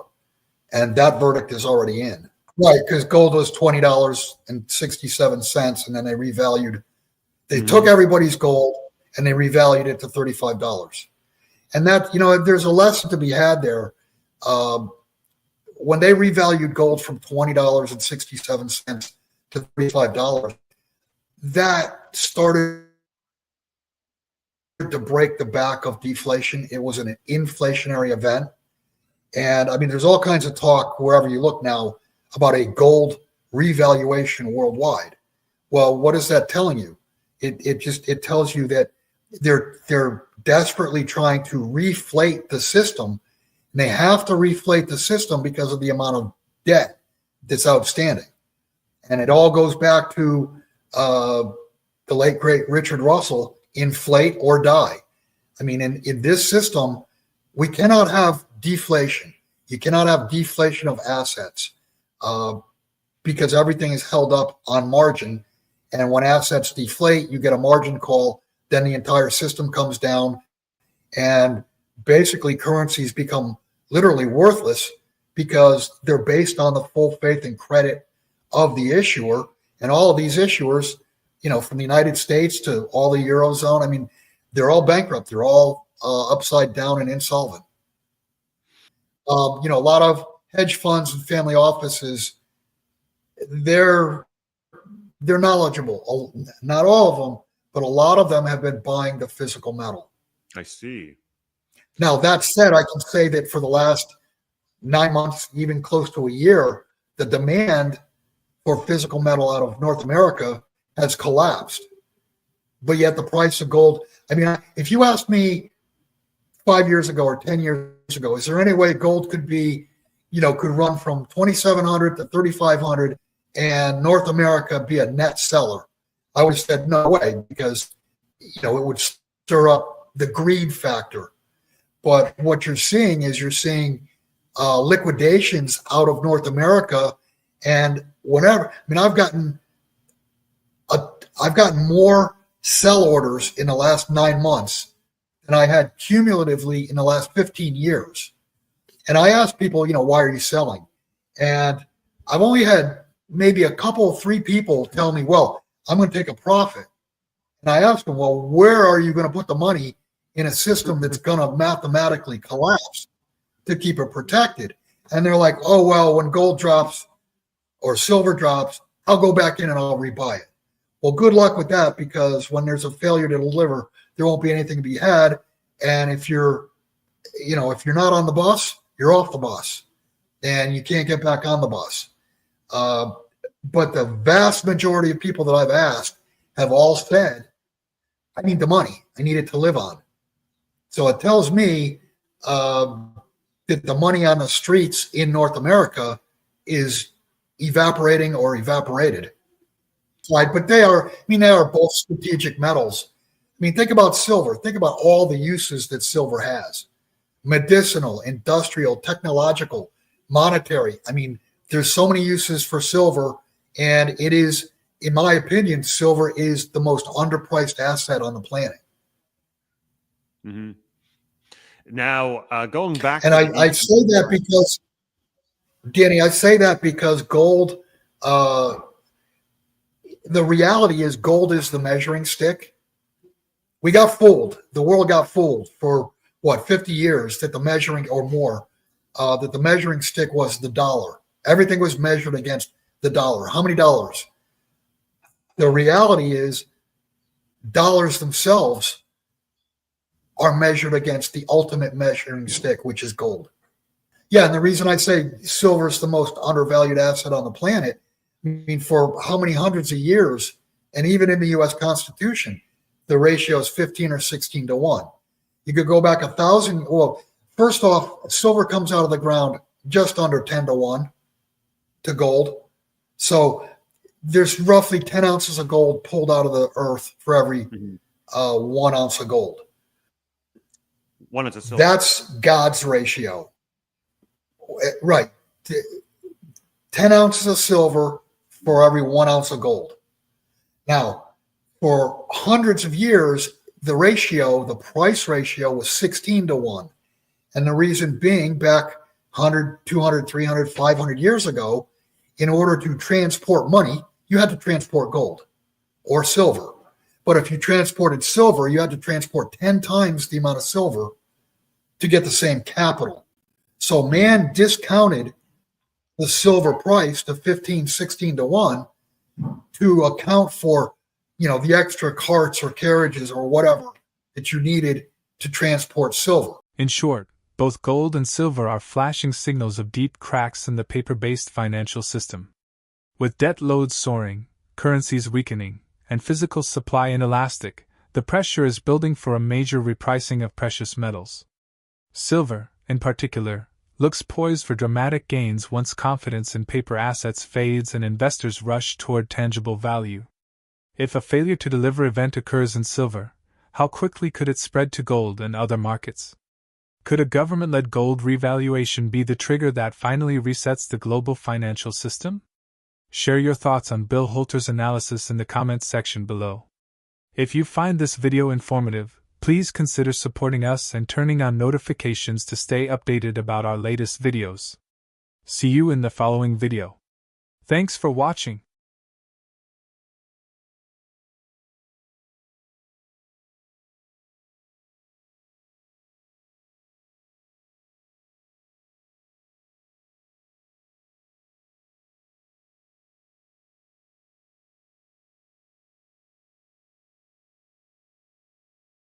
Pretty obvious that you're going to have a Fed coin. I think it's going to do to gold. It's going to drive the price really, really high. And gold's going to be one of these things that has a lot of value and it's really hard to sell. And people say, well, how is that even possible? Let's do a hypothetical scenario here. What if we saw a gold price much higher, like 5,000, eventually 10,000? That might go higher. And what you're going to see later is the reason it's going higher is because people are starting to move into it to protect themselves. Slowly bought some silver. I got a lot of silver. So now silver's like over $40. I got to go find all the silver. I can't find it all.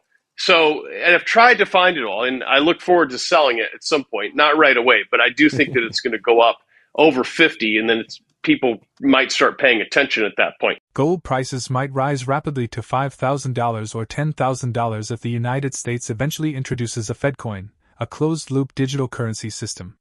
However, because the gold is not part of the official system, selling it could result in high excise taxes. Some analysis points to silver breaking its decade-long resistance, and possibly moving to higher levels $50 or more if certain large investor flows occur. Tucker points out that long-term holders may still profit when prices rise beyond $50 and probably higher. Stablecoins are now subject to more stringent regulations, including backing, audits, and supervision, after the Genius Act was passed in the United States in July 2025.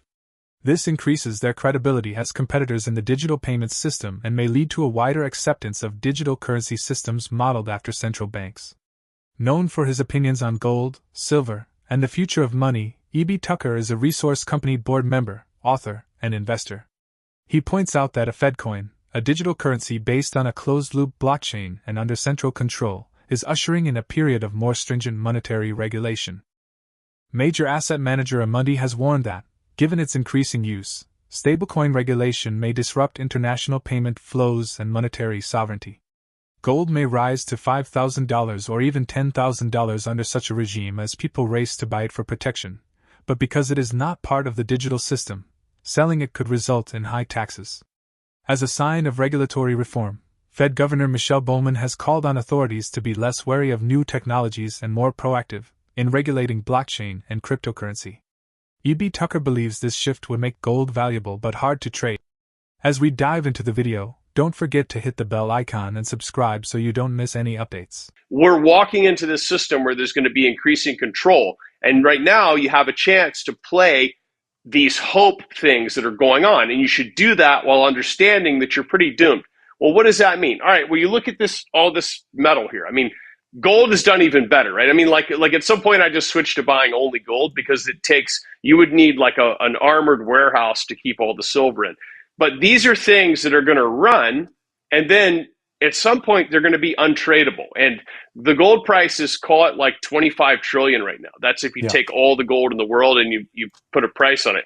That might go higher. And what you're going to see later is the reason it's going higher is because people are starting to move into it to protect themselves. Protect themselves from what? Well, it's pretty obvious that you're going to have a Fed coin. I wrote the term Fed coin in 2000, I think 15 or something. It was way too early. Okay, that's the other problem with writing books and reports. It's a huge mistake because people, it's nonfiction writing. You should really write fiction if you want to be a writer. It's much easier to hide behind that. But I put the term Fed coin out because there'll be a closed loop blockchain. And what's going to happen is there'll be no counterfeiting, there'll be no tax evasion, and there'll be nowhere to hide if you run afoul of the monetary regime. And what's that going to do to gold? Well, I don't know, but I'll tell you what I think it's going to do to gold is going to drive the price really, really high. And gold's going to be one of these things that has a lot of value and it's really hard to sell. And people say, well, how is that even possible? Let's do a hypothetical scenario here. What if we saw a gold price much higher, like 5,000, eventually 10,000? You might end up in a scenario where if you try to sell that gold, there's this massive excise tax, meaning the gold is sort of like outside of this blockchain system that we're in. Now, to be really clear, blockchain doesn't mean Bitcoin. Blockchain means that the Fed or some new version of the Fed would because you're going to expose the Fed for what it is and have a new, much worse Fed someday. And this would be like a closed loop blockchain. So what's interesting about Bitcoin is you have this like distributed ledger. So you would just have like one ledger, with FedCoin, and it would be like centrally controlled Watson computer that would monitor every single serial number on every single Fed coin as it moved around. It'd be infinitely controllable. And then if you tried to sell the gold, you would be bringing it back into the Fed coin system, which would expose you to whatever tax rate you want. I mean, there might be like this, okay, you could sell the gold for this period at a fixed price, bring it back into the system. Does this sound familiar? Do you remember when this happened in the 1930s? There's some eerie similarities, like a sort of like a modern day computerized FDR scenario. Okay. Yeah. And so I think when people start seeing this, they start seeing, wow, I mean, this is possible. Now, here's what blows my mind is that then they say, how can I profit from this? And I'm thinking, these capitalists, man, Lenin had it right. These capitalists will be like, they're going to hang me. Is there a way I can make some money off the rope? Do you get what I'm saying? It's like, first step is you just need to see things you just need to see the bigger picture. I mean, you don't have to go profiting from every sort of thing that's going to happen. But E.B. Tucker emphasizes that the demand for FedCoin would be a response to attempts by individuals to conceal riches outside of the system, particularly in gold, rather than a result of an automatic tax deadline. Authorities may then impose severe penalties after providing a brief opportunity to legalize assets, much like FDR's gold policy but in digital form. This illustrates a larger reality. Society is fixated on money and frequently pursues it unbalancedly. The lesson is to embrace change as it comes, see the system as a game, and concentrate on living life to the fullest rather than fighting against it. Although silver trails behind gold, Tucker points out that long-term holders may still profit when prices rise beyond $40 and probably higher. Let's review the interview. I think it's not preordained. I think the issue would happen as a reaction to people trying to avoid cooperating with FedCoin. That's what would trigger it. So it's not like they say, on this date, we're going to have this excise tax. I think if people begin hiding, trying to preserve and hide and operate outside of the FedCoin regime, then that's when you would say, okay, we have a window of opportunity for you to get legal with your gold. And if you don't get legal with your gold, you're going to be subject to like a 90% excise tax. And also like all these, different ways that you can be punished because you're naughty school children, with having your gold. We told you that's only for governments. It's only for, foreign governments, not you. Okay. So that's the type of messaging. Just see the messaging. Like I remember as a kid, when we learned about algebra, I was like, what's the point of algebra? And, my father is really smart. He was like, you got to learn how the equation works. And then you're going to see that lots of parts of life are the same equation. You'd be able to solve things in life. I didn't really know what that meant, but it turns out, he was right. So like you see that you kind of see this process. Like what's the equation of FDR? It's easy when you go back and look, because everybody, that was around then as an adult is dead now. Maybe there's some people that are old that were kids then, but see the equation and forget about the emotion.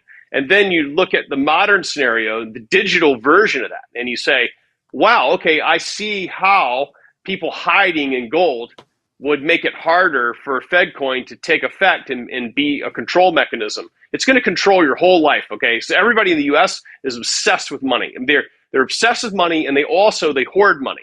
If you notice, people, they don't have enough money. Even people that have a lot of money, they don't quite have enough. Like the Morgan Stanley guy that I use is like, you should not stop working. Because the Tucker letter is like something I do because I love it, right? So like that guy says you should be working more. Why should I be working? Well, you could have more money. Well, what would I do with more money? Eventually I'd do something I enjoy. It doesn't make any sense. People's thinking is broken. And so you have a society that's totally obsessed with profit. I'm not going to say it's greedy because I don't think greed is bad. I also don't think money is bad. It's just that people are out of balance and they do something compulsively. And so when you back up a little bit and you see that this is where things are headed, then your job becomes different. Your job becomes to live now, to keep playing the game, but to know that it's a game and to see where it's going and to not be afraid of that because there's no stopping where it's going. And the world definitely keeps going. And you can survive and thrive through change. 1935 is not when the world stopped. It got infinitely more exciting, and it's going to get more exciting from here. You got to go along with it. You got to flow with it, but you can have more fun when you see what's going on. And so I slowly bought some silver. I got a lot of silver. So now silver's like over $40. I got to go find all the silver. I can't find it all. So, and I've tried to find it all, and I look forward to selling it at some point, not right away, but I do think that it's going to go up over 50, and then people might start paying attention at that point. But silver is lagging way behind, and the silver people talk about it in this way that I don't understand. It's kind of like, when someone's getting like really excited in a different language or something. I don't know what they like about it because we're in this market where you have things like vault higher in price. And I'm like, here to $50 is like 20%. I mean, here to $100, it's like barely more than a double. And like, you can't even find all the stuff. I mean, it's like, I've got so many backyards to go dig around in. I don't know where all this stuff is, but it is fun to go out and find your stash because, I've been buying this stuff for ages. I mean, I just bought it because I think it was cool. That's what people don't understand. Most of the time, you buy something because it's going to go up, it goes down. You buy something because you think it's super interesting and it goes up, and I just think that to me, I'm at a place in life where I'm like, everybody, I'm just watching what you say and what you do, and then I'm making decisions based on what I see. And it seems to me like really easy to make money. He contends that the true difficulty lies in adjusting to a future with more stringent financial regulations without losing sight of how to survive and prosper in it. Could the launch of FedCoin hasten the devaluation of the dollar as countries look for alternatives? Will silver continue to be a secondary hedge, or will it finally catch up to the momentum of gold? If you enjoy the content, please like this video, subscribe to the channel, and press the bell icon for timely updates. We appreciate your support, and thank you for being with us.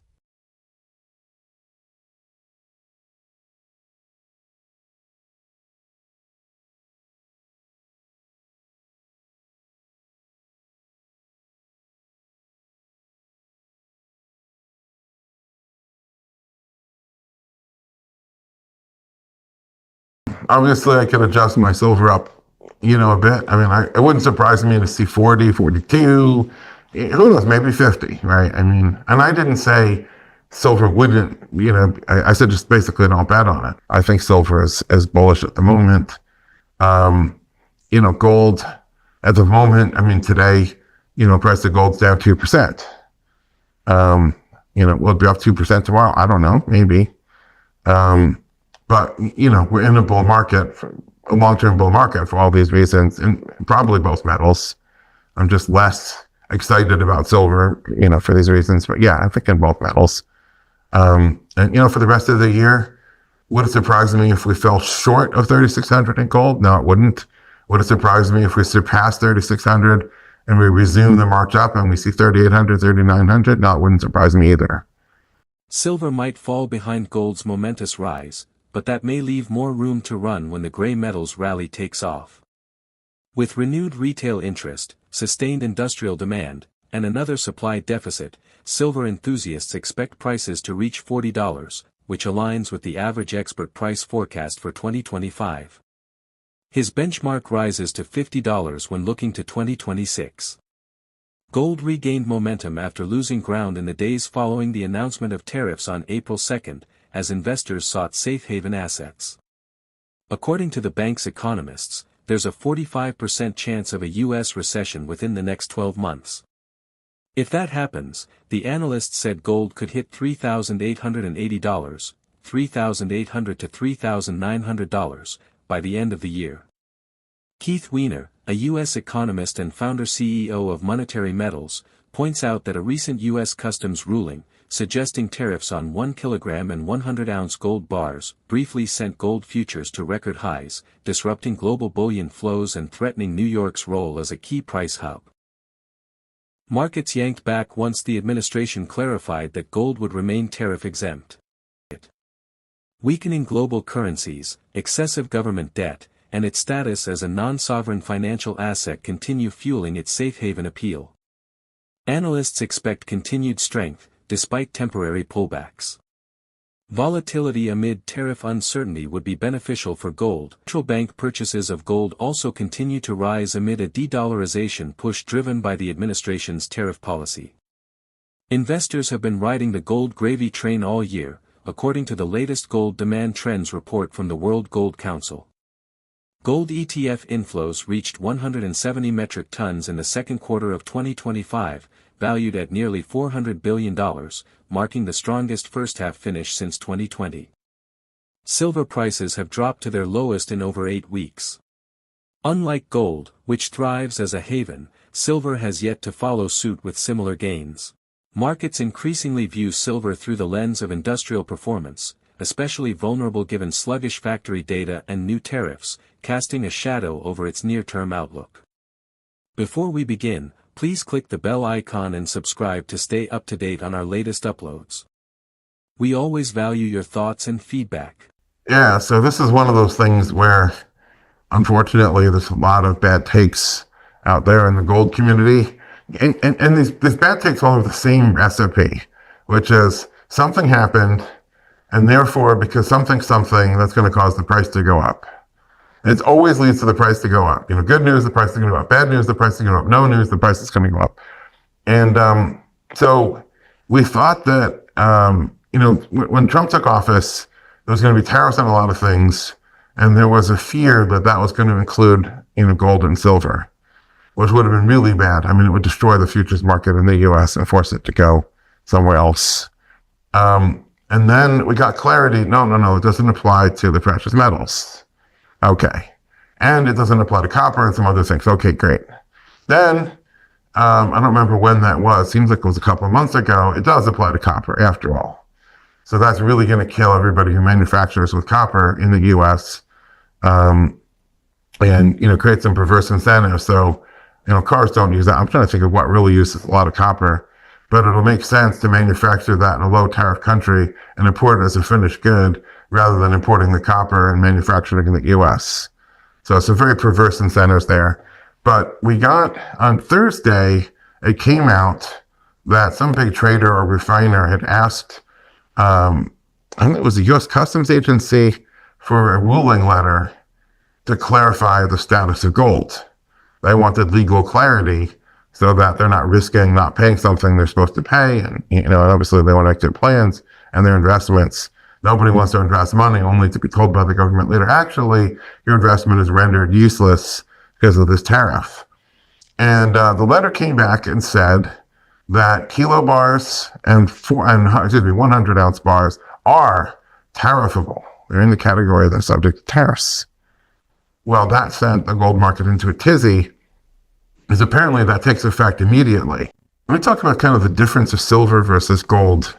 Silver is much more the working person's precious metal.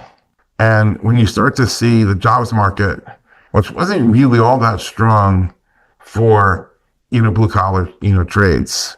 Yes, certain trades at certain times, if you're in the building trades in certain booming cities, I'm sure there was unlimited work. There was a period of I'll call it the unlock whiplash after COVID lockdown was over, where, truckers, had all the work they could handle and more. But overall, the market for, people that are working with their hands or doing a skilled trade, just not been that strong a market.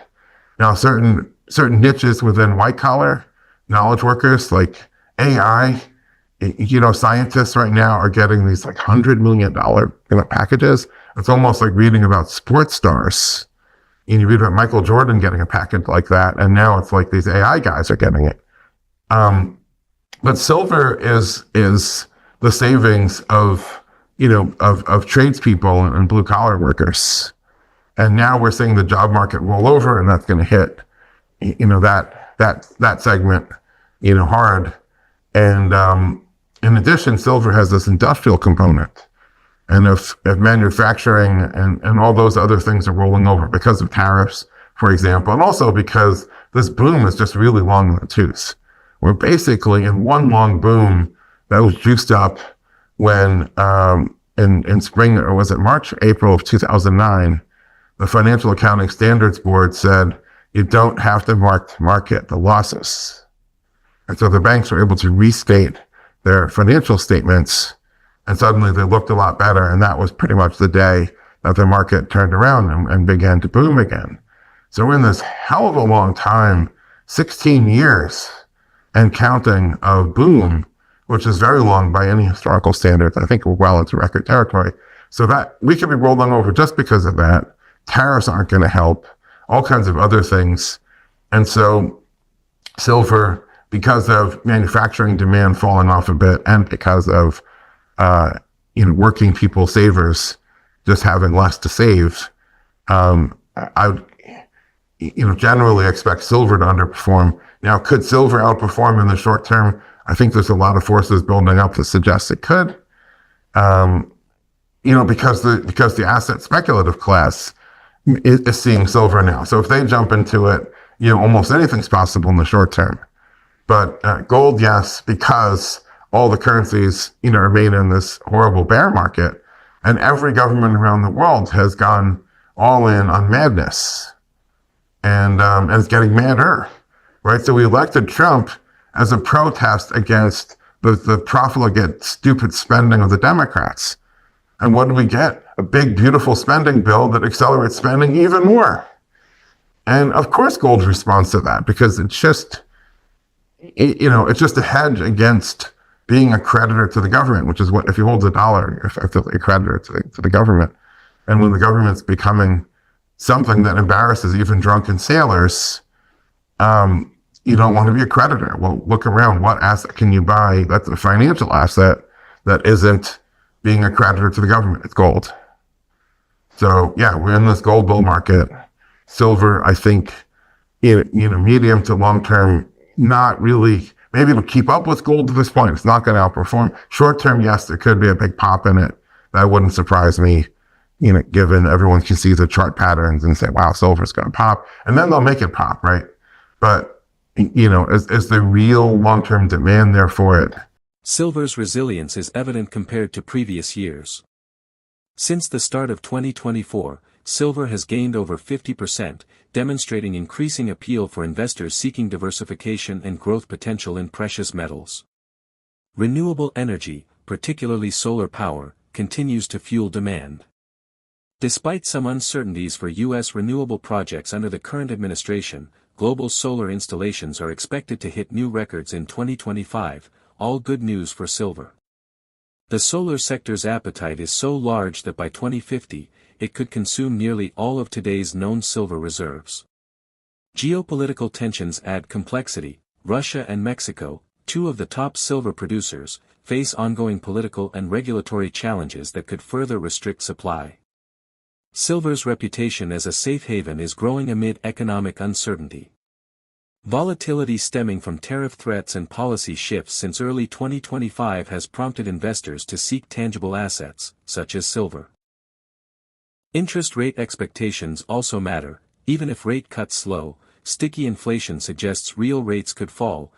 Silver is set to hit $40 this year and $50 by 2026, according to Peter Croft. The silver stock investor author credits the simultaneous rise in industrial and investment demand, ongoing supply deficits, and positive market metrics for this bold price forecast. Under the right conditions, Croft even thinks silver could explode to $300. Even famed silver investor Eric Sprott shares a similarly ambitious expectation of $250 to $500 silver. Let's redirect our attention towards the interview. There's a point at which there isn't even necessarily an explanation. Now, the silver people will talk about structural deficits. Now, they've been talking about structural deficits since before I got into this. I sold my company in August of 2008. So we're exactly 1 week away, a week and a day away from the 17th anniversary of that sale. Right, that was August 19, 2008. And when I started reading about this stuff in fall of 2008, they were talking about structural deficits for silver. Now, if the price moves, especially sharply in a short period of time, you can't look to a 20-year-old story as the explanation. It's like the left says, consumer prices went up this month because of greed. Wait, are you saying there wasn't any greed last month, and this month greed came into the market and that's why prices went up? Like, if there's something that's basically a constant, greed is a constant. And the alleged structural deficit in silver is a constant as well. It doesn't explain change at the margin. So a lot of people may cite that, but at some point sentiment, takes over and then everybody, wants to buy. Yes, it's true in places like India, if gold is perceived to be too expensive, it's also out of reach for, very large numbers of Indians just don't have. A minimum wage in India is between $2 and $5 a day. So it doesn't afford them, much if any gold. Silver is much more affordable. So, if gold becomes less affordable, there'll be some switch to silver at the margin there. That's true. And that can drive it a little bit. Silver is a smaller market. But at the end of the day, I think it's sentiment. The sentiment can be self-fulfilling for some period of time. As it was, I think there was non-sentiment factors as well in 2011, but look at what happened to silver in the first part of 2011. Right, we shot up in late 2010, silver was under $20. And by, was it March? Did it hit peak or April in 2011? It was $50. So boom, 2.5 times. And then we spent how many years in a bear market in a silver wilderness? So the sentiment, when it turned. It was done. And that first day that silver dropped from $49 to 30, was it 35 or 34? It's like within a day. And all the smart people were like, silver's done, stick a fork in it. It's not going to recover the $50. This is not a market correction. This is wicked volatility. This is a bear market. If you have a loss, take your loss and move on. If you still have a gain, lock it in and move on. This thing is done. And it was for a long, long time. We still haven't recovered. 17 years later, we're getting closer to recovering. Could it go to 50 and beyond? It could. Will we see 30 on the gold-silver ratio again? No way. To see 30 on the gold-silver ratio, we'd have to see over $100 in silver. Keith Weiner, August 11, 2025. You're not seeing $100 on silver anytime soon. not going to happen. It is what it is.